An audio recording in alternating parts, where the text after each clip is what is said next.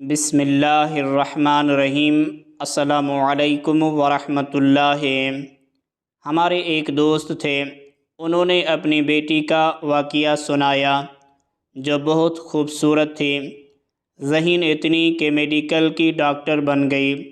سینکڑوں رشتے اس کے آئے مگر اس میں تکبر تھا، جو آتا اس کو حقارت سے ٹھکرا دیتی۔ اس کی کہیں نظر جمتی ہی نہ تھی۔ نیک رشتے بھی آئے، مال والے رشتے بھی آئے۔ ذرا ماں باپ نے رشتے کی بات کی، وہ اس میں 10 عیب نکالتی کہ یہ بھی کوئی رشتہ ہے۔ آ جاتے ہیں ٹکے ٹکے کے لوگ، ہمیشہ تکبر کی بات کرتی۔ ماں باپ اسے سمجھاتے، بیٹی نعمت کی ناقدری نہ کرو۔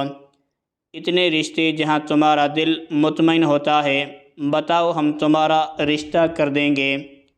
اسے کوئی پسند ہی نہیں آیا۔ خوبصورت سے خوبصورت نوجوان، نیک سے نیک نوجوان، بڑی عزت والی فیملی کے نوجوان، ہر ایک کو حقارت سے ٹھکرا دیا۔ میرے دوست خود کہتے تھے کہ میری بیٹی پر اللہ کی پکڑ آ گئی۔ اللہ کی پکڑ کیسے آئی کہ ایک مرتبہ اس نے کوئی آپریشن کیا۔ اس آپریشن تھیٹر میں پتہ نہیں کیا ہوا کہ اس کی ہاتھ کی انگلیوں کی جلد مردہ ہونا شروع ہو گئی۔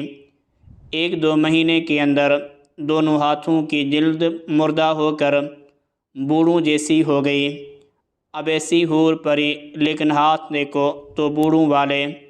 ہر وقت ہاتھ چھپائے رکھتی، دستانے پہنے رکھتی۔ اب رشتے بھی آنا بند ہو گئے۔ جو عورت آتی اسے دیکھتی، اس کے ہاتھ دیکھتی اور کہتی مجھے اپنے بیٹے کے لیے یہ رشتہ نہیں لینا۔ انتظار کرتے کرتے عمر 32 سال ہو گئی۔ اب اس کو پتہ چلا کہ اب میرا رشتہ کوئی نہیں آ رہا۔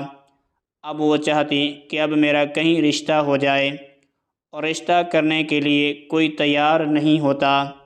جتنا تکبر کرتی تھی، اللہ نے اتنی ہی ناک رگڑوائی۔ اب نمازیں پڑھتی ہے، اب سجدے کرتی ہے، اب روتی ہے، اب دعائیں کرتی ہیں۔ اب اس کا رشتہ کرنے والا کوئی نہیں۔ اس کے والد کوئی کام کے لیے آئے تو انہوں نے یہ خود تفصیل بتائی۔ کہنے لگے میری بیٹی اتنی پریشان ہے، کہتی ہے کہ دنیا میں اللہ نے میری زندگی کو نشان عبرت بنا دیا۔